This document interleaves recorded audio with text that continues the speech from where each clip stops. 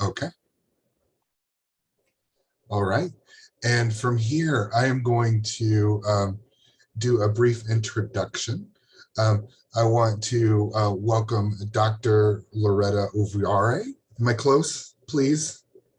Close, close. Oh, where are you? Oh, where are you? Okay, I was so close. I'm so sorry. I thought I worked on it really hard. But Dr. Loretta is currently the Director of Career and Technical Education at Miami-Dade College, where she's going, and the Vice Provost as well, and is going to be here today with Dr. Alexia Rolle, who is not only a member of the steering committee for the Florida College System Council of Workforce Education, but also serves in her role with, oh goodness, I just had it and I lost it, as the Director of Career and Technical Education at Miami-Dade College. We welcome both of them. This was one of our recipients of our Exemplary Practice Award this past year.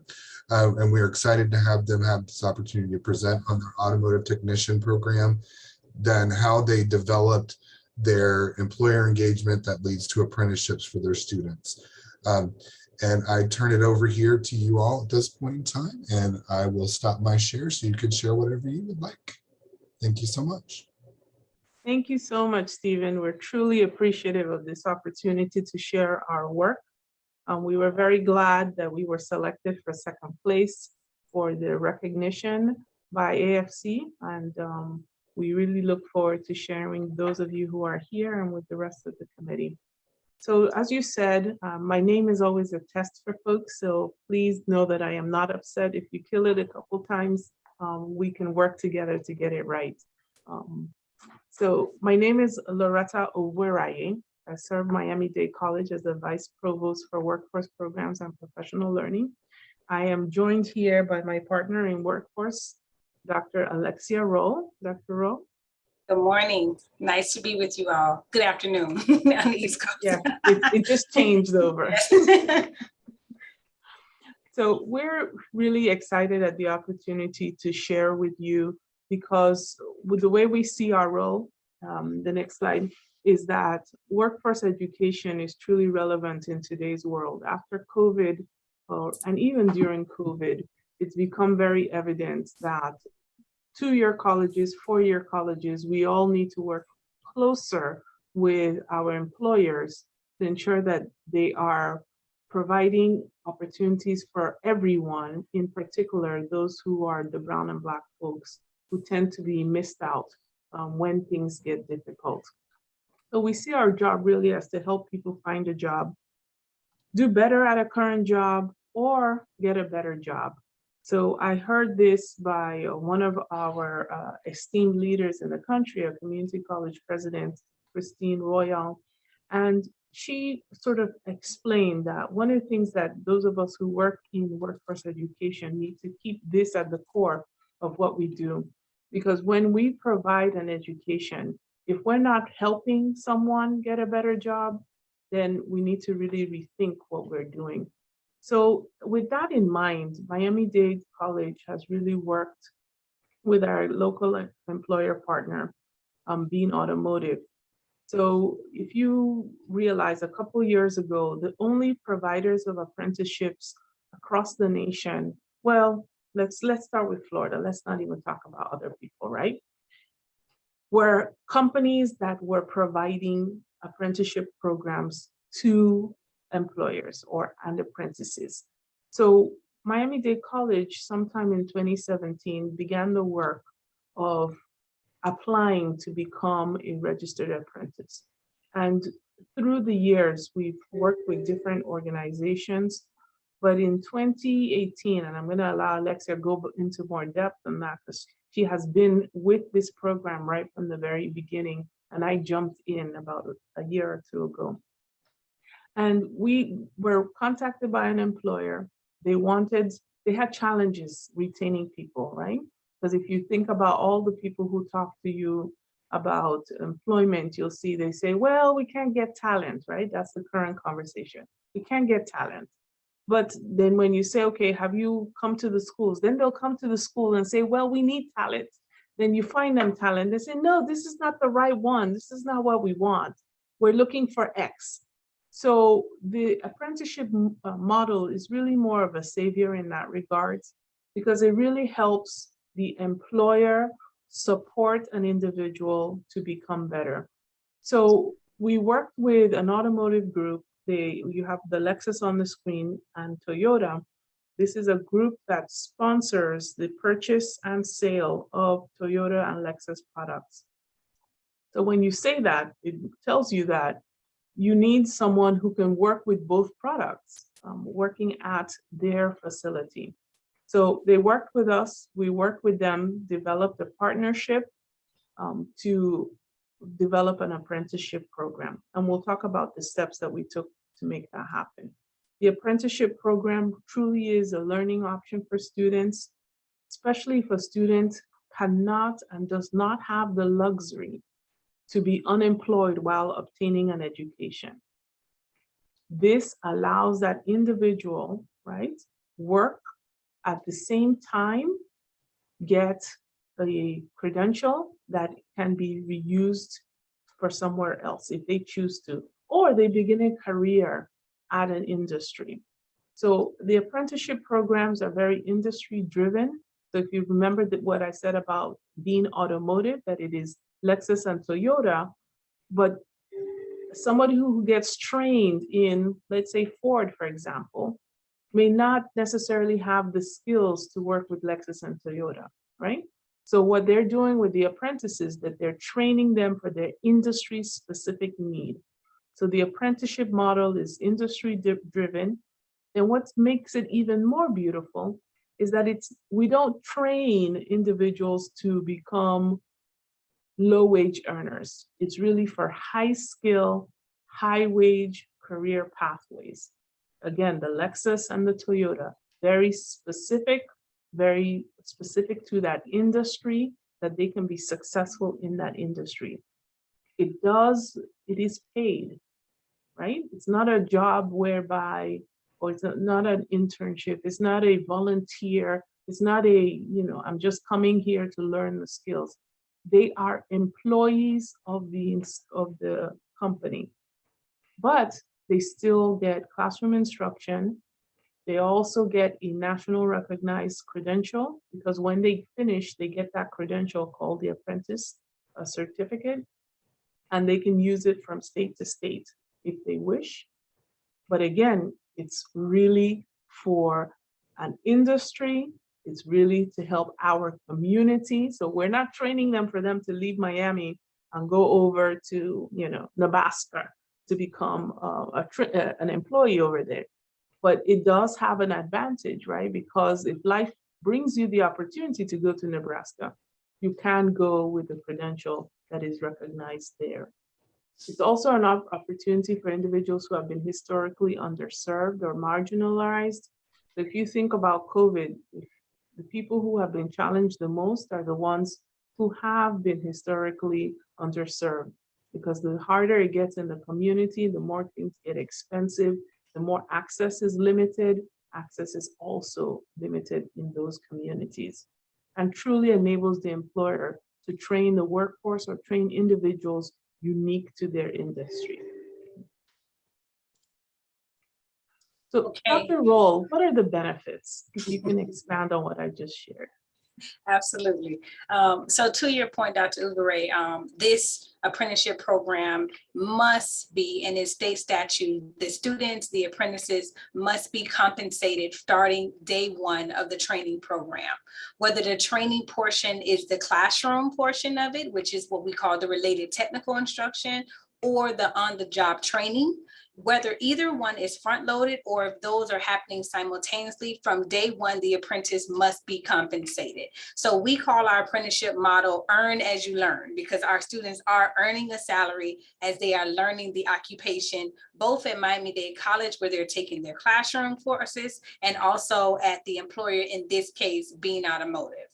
when we're speaking about the classroom courses that Miami-Dade College offers, we can offer courses on the credit side or on our professional education non-credit side of the house. And the reason is for that is once the employer reach out to us and they explain what occupation they're interested in this case, it was automotive technicians.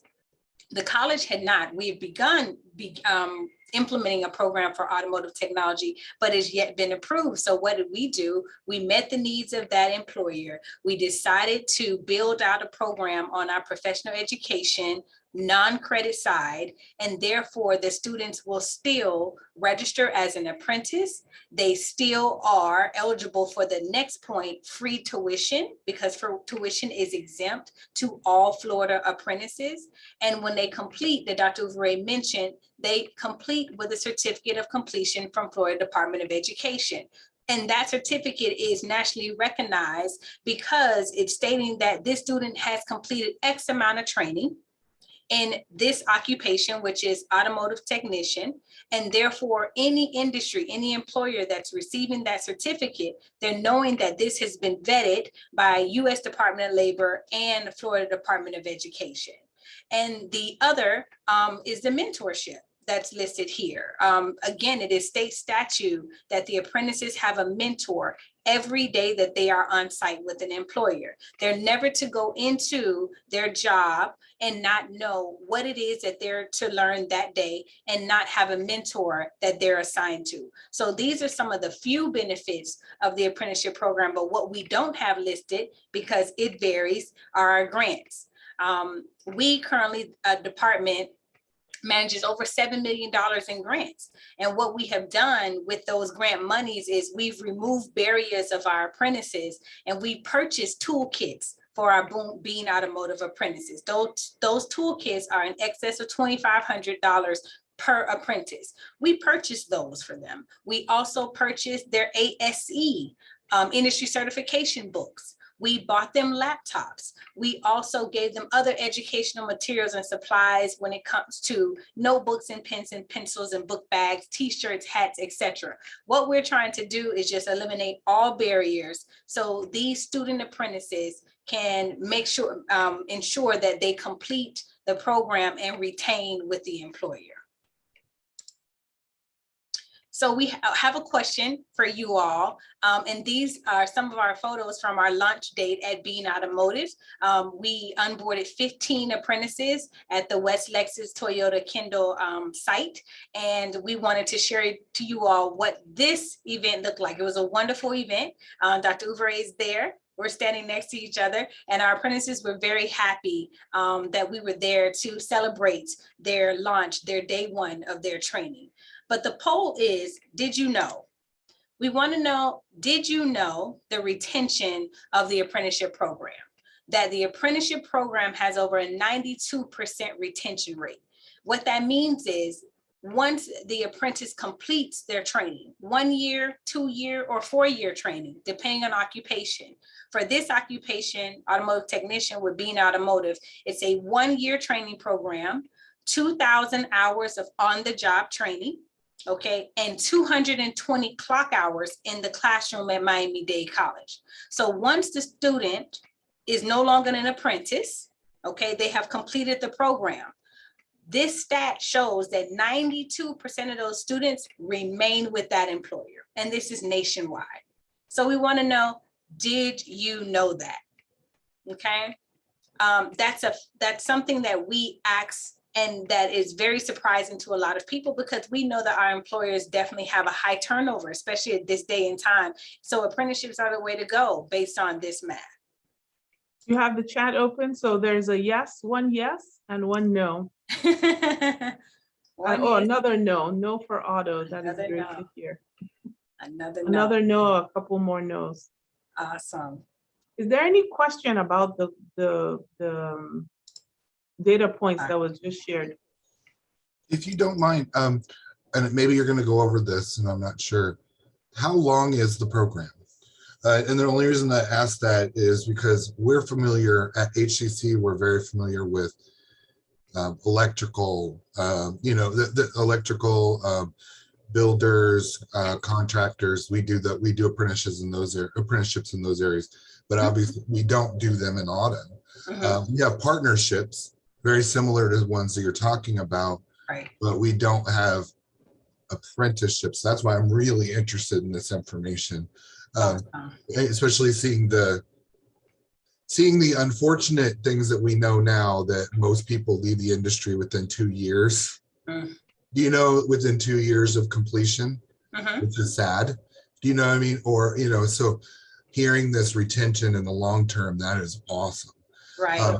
But I guess, when we're talking about it, often one of the students will say, if we say it's 1.5 years for the program, then they go, oh man, that's so long.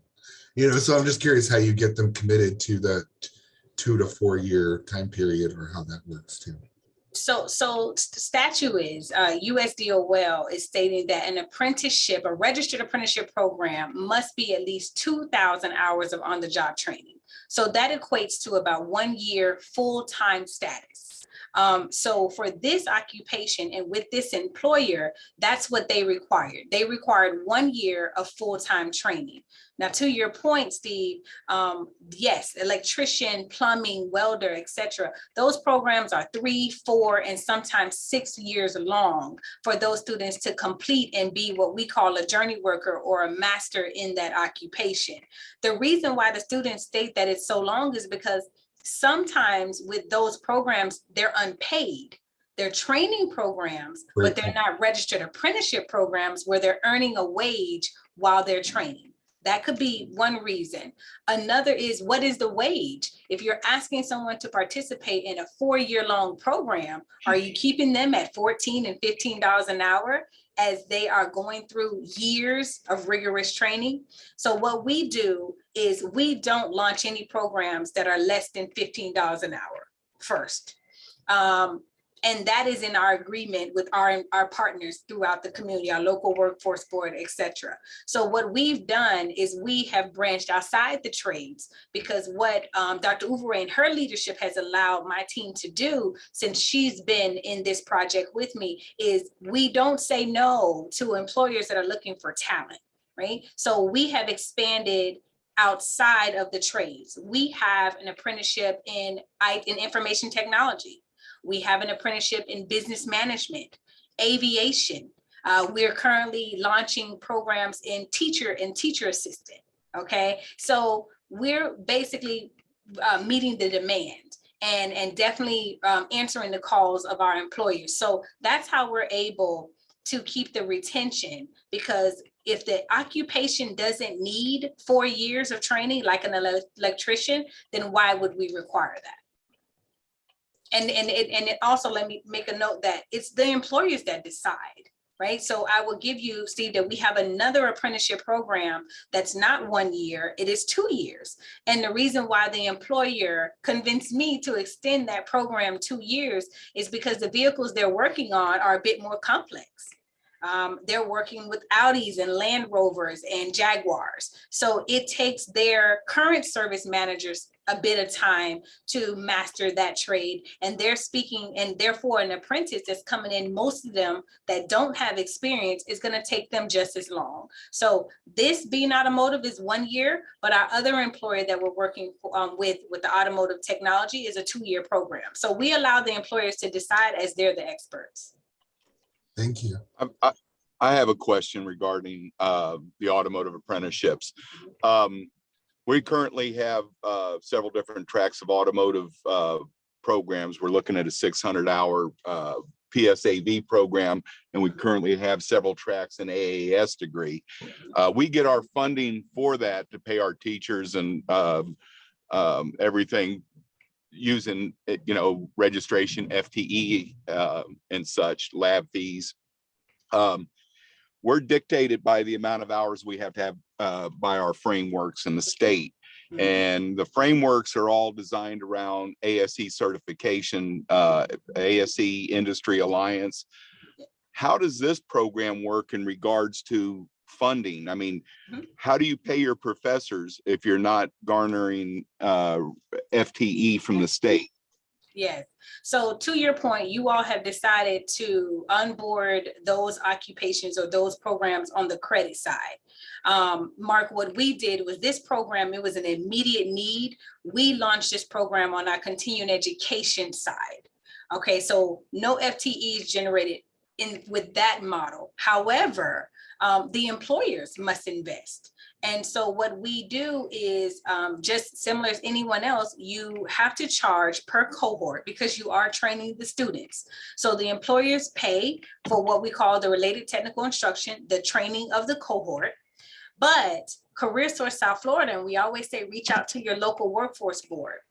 They will reimburse for WIOA apprentices, for those who qualify financially. They reimburse up to 50 or sometimes even 60% of the wage. So with the math, this employer who is paying between $14 and $15 an hour, our other automotive program is paying $18 to $20 an hour.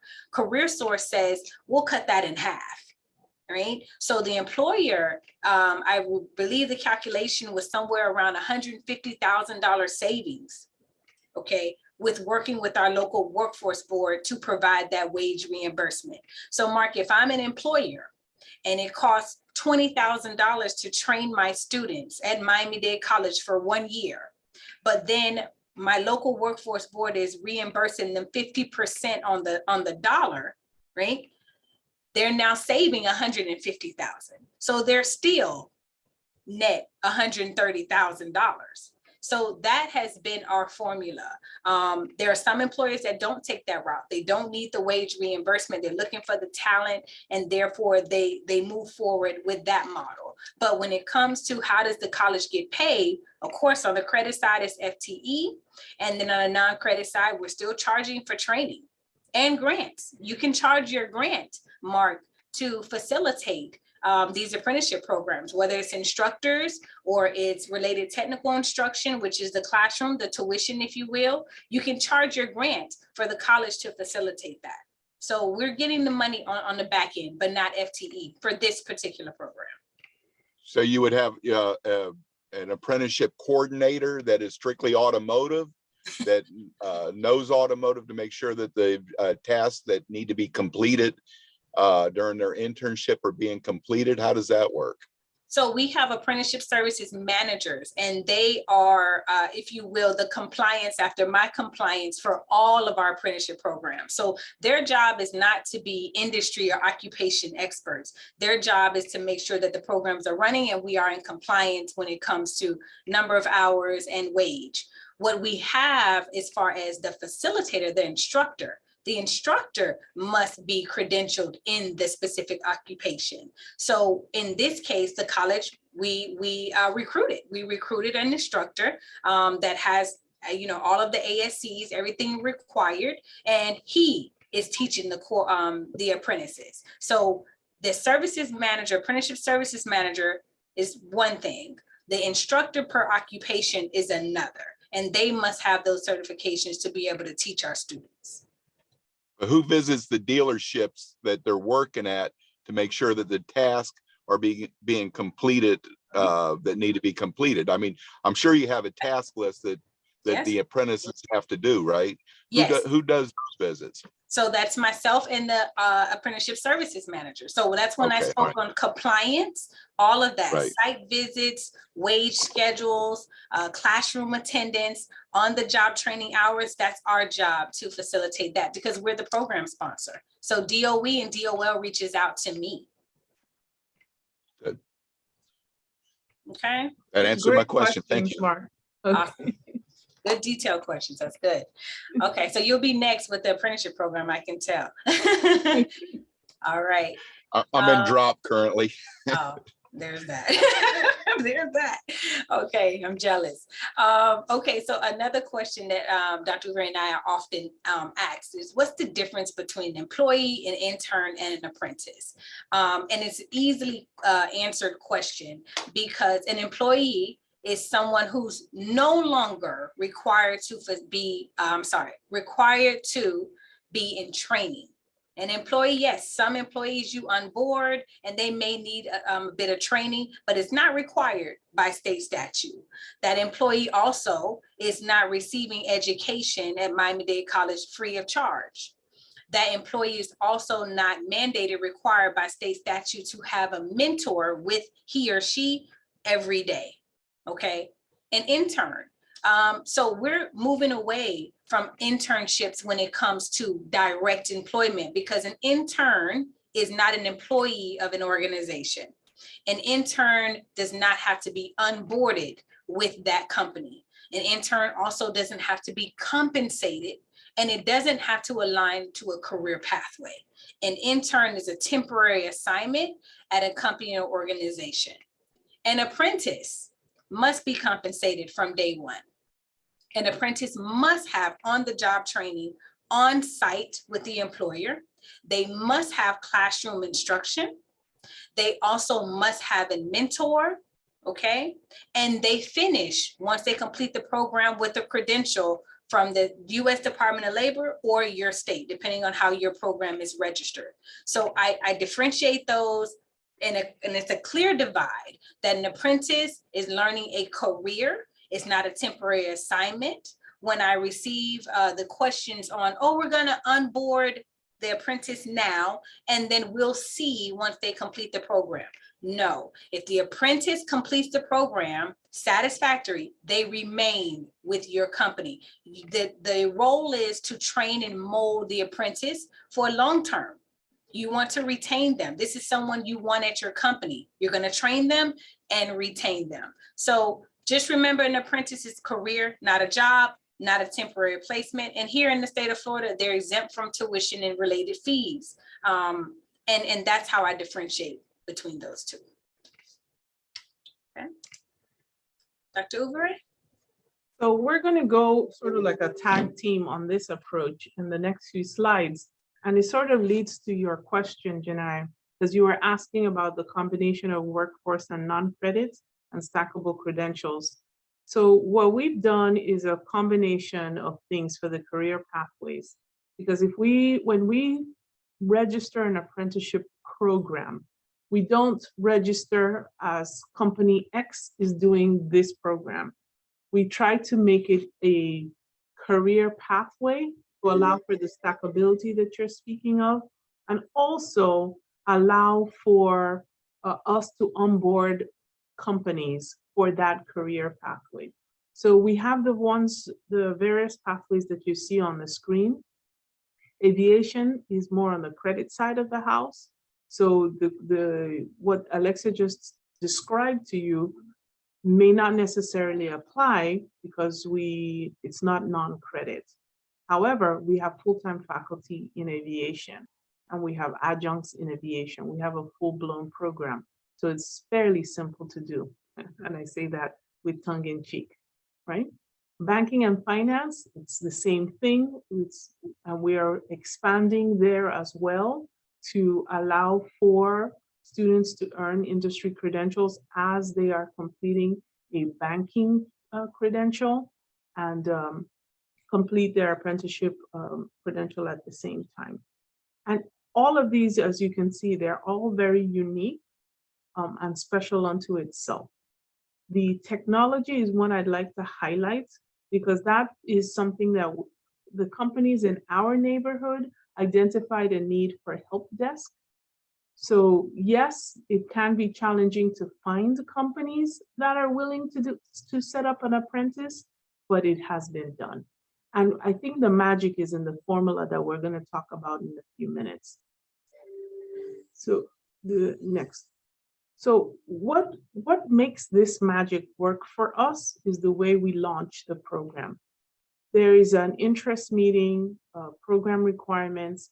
And so Alexia, when people reach out, how do you set up that first meeting with the employer that sort of makes, what's the secret sauce, if you will? And we can share because we're amongst friends. Right. I would say the secret sauce, and to see if we need to have that initial detailed interest meeting, Dr. Ovueraye, is I first gauge their need. Do they need immediate employment, or are they looking for a pipeline, a continuous employment? So that's the first question that I ask. The second would be if they have the manpower to mentor, if they're willing to mentor. That's a very important component. If they have someone that can teach our apprentices, and then also the wage that they're willing to pay. If the employer says yes, if you will, and provides the answers that's needed to meet the compliance of an apprenticeship program, then we're setting that initial meeting with all members to go into the details of the apprenticeship program. But I would say our secret sauce, Dr. Ovueraye, is us being successful and with our grants, and also our relationship with the workforce board. And then lastly, the flexibility of the college, the fact that we can onboard occupations and students receive college credit or a certificate completion. So that's always very key and is candy to the employer. Right. So that's really important, because when we have that first interest meeting, we try to include everybody depending on the level of the employer. So if they bring their CEO, we bring our provost. If they bring, their HR lead, then I'm on the call. We try to make them recognize that it is important to Miami-Dade that the program be successful. After that, they get the information by email, which gives them a sample curriculum, because it's the beginnings of a talk, right? We talk about the program length, our expectation for wages. Now, because we are walking hand in hand with CareerSource, it gives us a lot of chutzpah to say, we really don't want these people to be paid low wage, right? We confidently say that. And I think that's, to me, is why I really like this model. Because I don't want to support a program that the individuals are not moving up in the world, right? We are truly providing them an opportunity to get into an industry that they may not have the opportunity to do so in any other way, right? Then we have a follow-up meeting to check that did they understand what was shared with them by email. Now, depending on the organization, and so far we have visited all, because I think it's really important for us to understand it's not a hole in a wall, because we are certifying that these people are being employed and doing valuable work. So we do have a site visit. And once all of this back and forth, and mind you, it's written so beautifully here in 1, 2, 3, 4, 5 bullets. This could take 3 months, this dance. I always see things as you have to do the dance, right? So sometimes they lead, sometimes we lead, but it's very important for us to keep an eye on the end, right? We want to encourage our employer partners to understand that, yes, it can take 3 months, but we don't want it to take 3 months. But we understand if it does, right? So we work with them to get to the end and we finalize. For the big companies, we like to do a launch at the end, because I think it's very important that we celebrate our wins. And so we have been very fortunate with our employer partners that they do beautiful launches. The last one with Bean was just amazing. They invited the mayor, and mind you, Miami-Dade County has a mayor and the city of Miami has a mayor. So they invited the mayors and everyone was there and it was beautiful. So for that first conversation, I really like this slide, because I think that this is where it makes a whole difference for the employers, because employers sometimes don't know what they could get out of this program, right? So this is just the way we look at our value proposition to engage in that conversation. Dr. Rolle, as you look at this slide and in your conversations with employers, what do you think are their biggest fears? What is their biggest fears? I'm sorry, I cut off. Okay. So I think that off the top, honestly, it would be the untrained talent of we have here. So what Dr. Ovueraye and I hear over and over from our employers are, they want great talent. And when we're speaking about untrained, we're speaking on soft skills and hard skills. Our employers want apprentices or employees that are trainable, approachable, have a wonderful personality and willing to learn when I state that. And also those that are going to learn the occupation and love the occupation. Their fear is a turnover with those who are just trying to find a job. They want those that are really, really invested in the occupation and therefore want to make this a career. So I would say the talent is what we hear the most as far as a fear. Thank you. So with that, when you think about our product is the apprentice, right? They get good benefits, the experience. And if you look at the results, it addresses all of their fears. They get a skilled workforce. Bean in particular onboarded, I think it was 15 or 17 students, 15 students, right? So imagine if they have these 15 people who are working with them, who have been trained over a year and a half, they understand what needs to be done at their institution. Guess what? They've got a skilled workforce and they have a pathway. So they love this model and they're looking to bring on another cohort, right? It increases retention for them.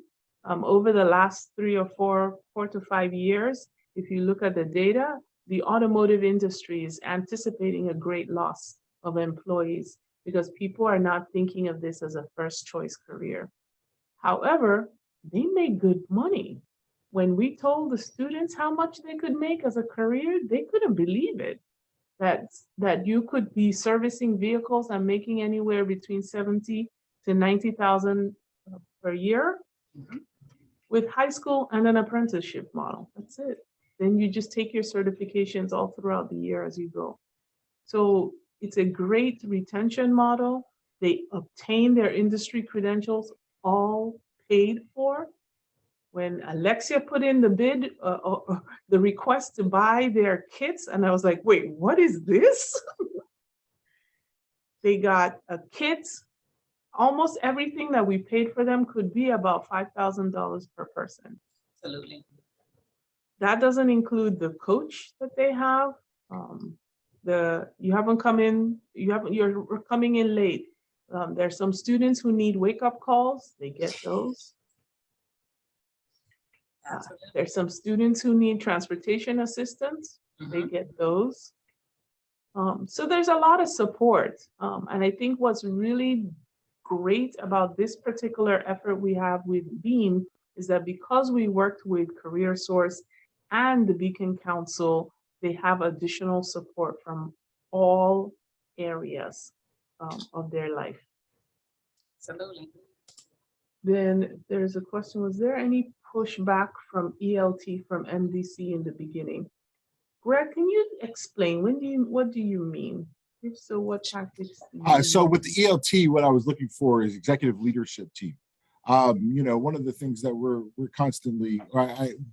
continuously looking at apprenticeships as a possible way forward, looking to work through some of the objections that some individuals in different pockets of the college have.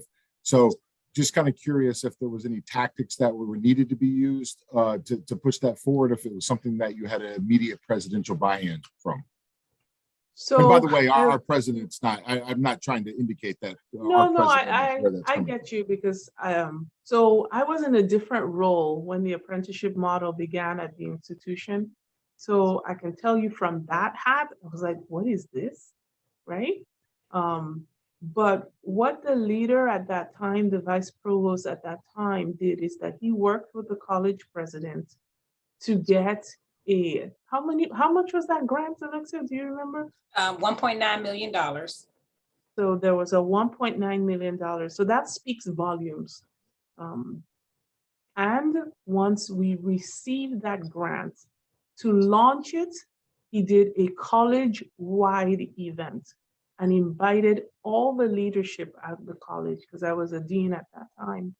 And he invited all of us to hear from HUD, from Department of Labor, you name it. He brought everybody together, Career Source, Beacon Council, and he brought everyone together sort of to educate us and celebrate the receipt of the grant.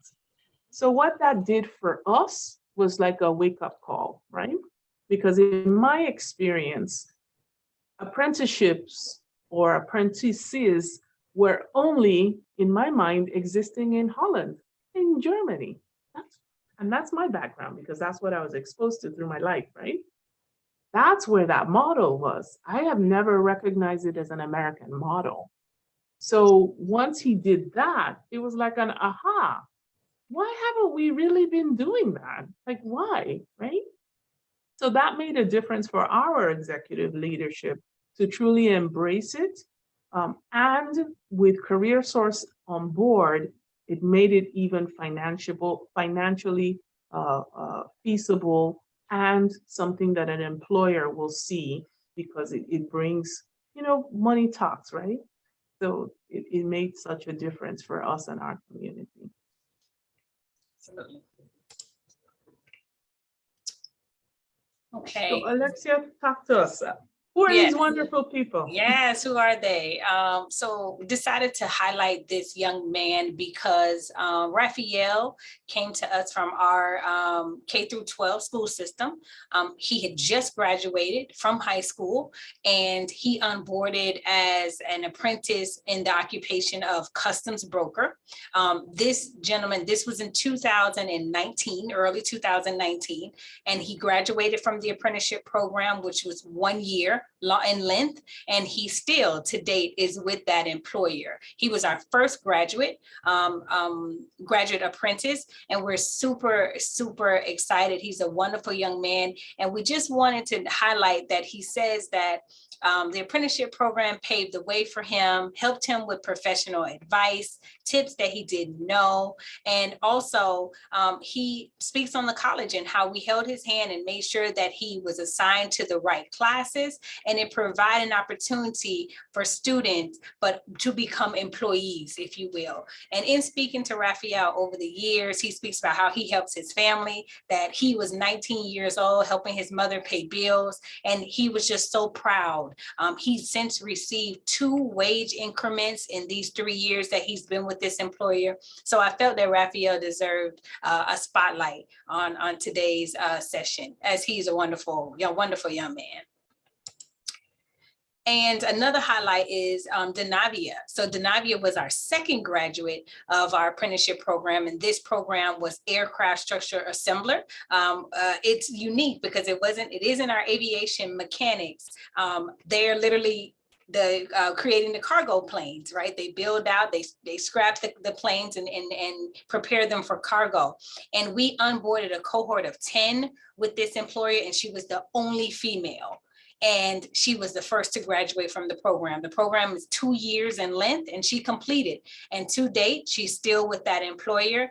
And she is very happy. And you see there that she says, it taught me resilience, because when she came on to the program, one of the things she did was she took our advice and she reached out to us. And dinavia called me one day and she said, Dr. Rolle, I'm the only female here. And they're having me clean a lot.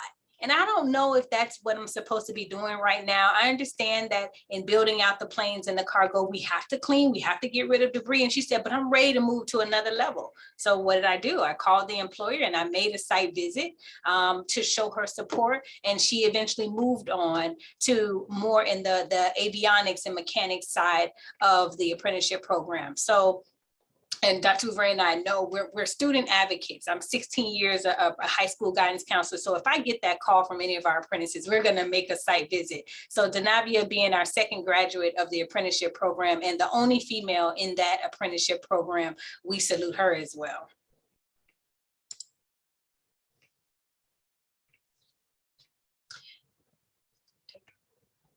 So what Dr. Ovueraye and I have here is just a list of resources that we suggest that you all read. Some of the things that helped me through the learning the apprenticeship program and Dr. Ovueraye, we refer to some of these sites, and also Apprentice Florida, which the Chancellor Mack, new Vice Chancellor Mack, has implemented over the years. Apprentice Florida definitely have one-pagers for your employers, for the businesses. So if you need to send them an at a glance, we definitely use Apprentice Florida and these resources to learn more about the apprenticeship program. And we have here our contact information. Again, my supervisor, mentor, Dr. Ovueraye, is the Vice Provost of all workforce programs. I am the Director of Career and Technical Education, and yes, chair the MDC Apprenticeship Program. And I have 2 Apprenticeship Services Managers, Christina and Manuela, and the email to reach them directly has been provided as well. And that will conclude our presentation. I'm going to stop sharing and take any conversation or discussion or questions. Yeah, any questions, please unmute, ask away while we have these fabulous ideas flowing through our brains. I have a couple questions. Hi all, I'm Rhonda Thacker from Seminole State College. Hello. Great presentation, by the way. Thank you so much. Very, very informative. So did you have the grant in place before you started the first cohort? So actually, yes, Dr. Ovueraye alluded to our previous Vice Provost had, before launching our first apprenticeship program, which was in aviation, yes, we obtained a grant to help implement apprenticeships. And that was a USDOL Scaling Apprenticeship Grant. And so, yes, that was our first. We've since, I think, have 7, but that was our first. That's great. And how many cohorts do you have going at the same time? Currently, we have 5 cohorts in 5 different occupations. Right. We are currently onboarding for help desk technician. Their recruitment has begun. Also, our second automotive technician program, that recruitment is completed. They're going to onboard 20 automotive technicians. And we, in the next month, I would say, we have our construction program, which is a 1-year, 10 apprentices, and teacher assistant, which will be 15 apprentices. And lastly, a business management, it's called operation management, 6 apprentices. So we will be onboarding them all to start before the summer. Great. How many do you have specifically for automotive going at the same time? How many cohorts? Right now it's 1. The Bean Automotive is the one that began in July 2021. Okay. It's 1 year. And the 20 apprentices for this 2-year automotive program, they begin March 21st. Okay. Great. Thank you so much. So follow up on that question, as far as automotive goes, how many dealer support do you have for those 20 cohorts? In other words, those 20 cohorts that you've got, that you've already recruited coming into the next group, how many dealerships total support those 20 students? Is that 20 different dealerships that you have signed on board? No, so it's 20 apprentices that we have that are onboarding. So with our Bean Automotive group, we have 15 apprentices. They're 4 different dealerships. And the 20 apprentices that are being onboarded next month, it's 2 dealerships. Wow. Okay, thank you. You're welcome. A question about recruiting, if you don't mind me asking. And imagine this one is that way too.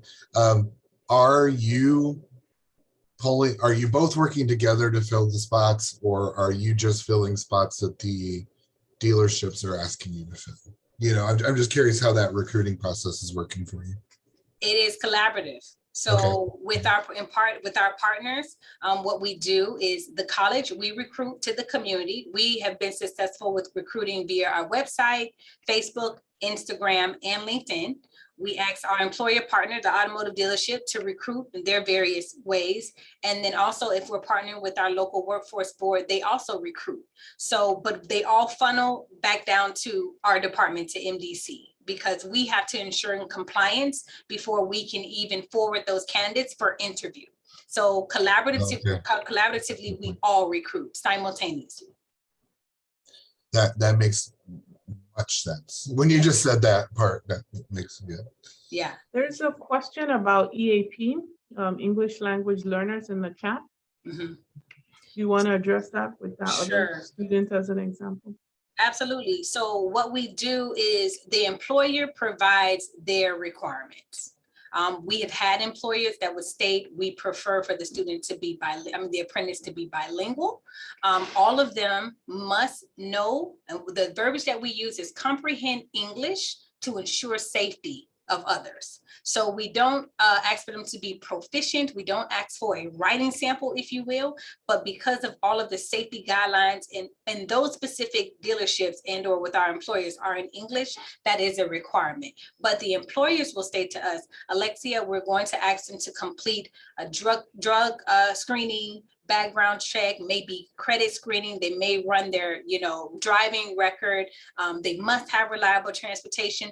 That's why all of the candidates filter to Miami-Dade College first, because we have to ensure all of those check off, if you will, before we forward them to the employer. But we pre-screen before the candidates are interviewed by the employer. So EAP, depending on the employer, but English is a must. Bilingual it would be preferred if they ask. If they request. Are you articulating the apprenticeship to AS? So that is the plan, Greg. So right now our Dean of Engineering and Technology is working on launching our AS degree in automotive technology. And once that program is onboarded with the college, then yes, we will create a TMOP, if you will, and an articulation from non-credit to credit. And for those students that continue, because we're very aware that in some of these occupations, upper mobility or an AS degree may not be needed. But for those who are wanting to continue their education, that will be an option for them. You're welcome. Any other questions? All right, everybody, last chance to get these while they're hot. And before these two become, I don't know, consulting superstars across the country, setting up internship programs in all 50 states. Yeah, we're close to it. I tell you that. Close to it. So I see Greg put a comment in the chat. Are you articulating the apprenticeships to an AS to provide a pathway for journey persons once they complete? So the idea is yes. So if you notice, we had the career pathway blocks. Most of those apprenticeship programs do build into something. The only one that we're working on to fully develop the stack is automotive, because we don't have an automotive tech AS. I don't think we want one, but it is something that we will be exploring.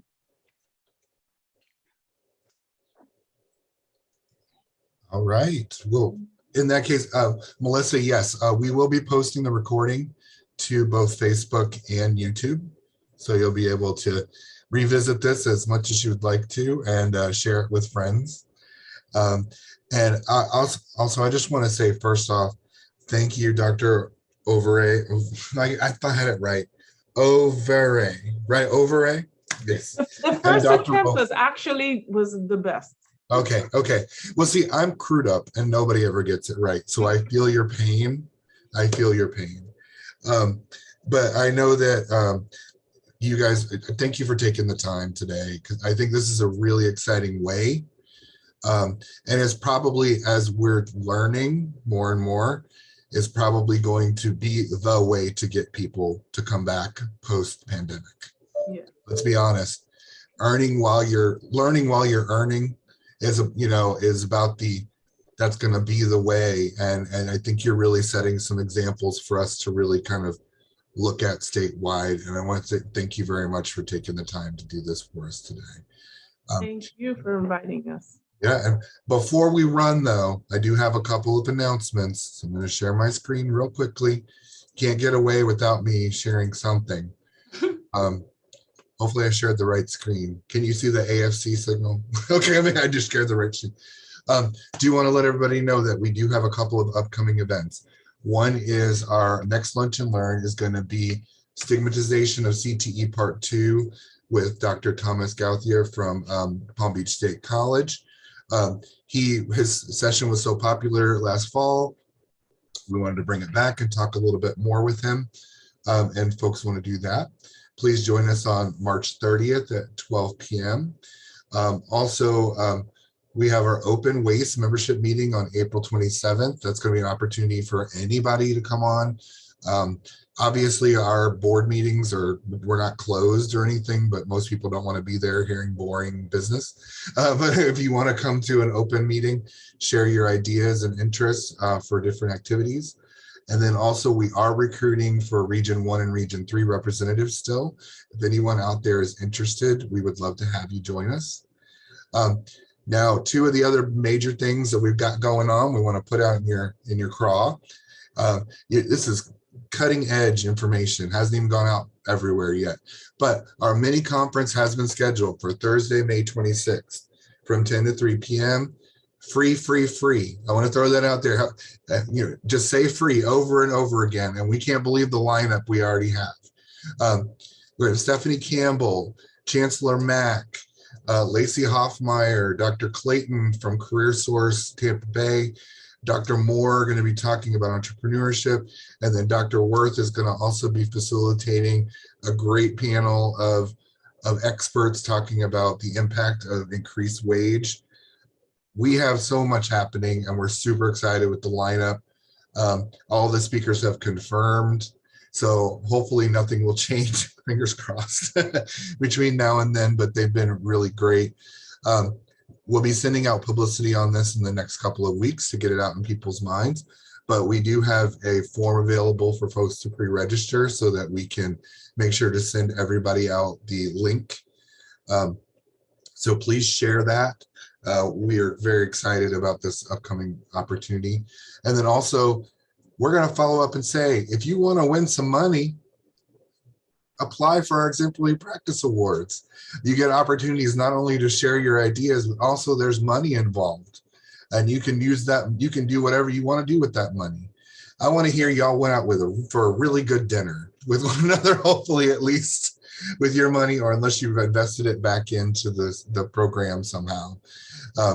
Either way, you deserve it for the work that you've been doing, and we want to hear what other people are doing as well. So please get those nominations in. And then lastly, we just want to say, if you're not a member of the Waste Commission, please join us so you know what's going on with our activities. And if you're not a member of AFC, why are you not a member of AFC? It's so cheap, I promise, and the benefits are definitely outweigh the cost. And if you do it, and I would say if you can do it, either pay annually or through payroll deduction. If you do it through payroll reduction, you don't even see it, to be honest with you, it's so little. So consider that. So many ways to get involved with AFC and our commission as well. And then lots of discounts available as well. If you go to Orlando, you're going to make your money back in discounts alone for some of the things you can do in Orlando with the discounts. So that is all I have to say today. Just want to say thank you all very, very much for taking the time. We look forward to having you at future events. And that concludes today's program. So thank you all very much. Thank you for your time. Bye, everyone. Bye, everyone.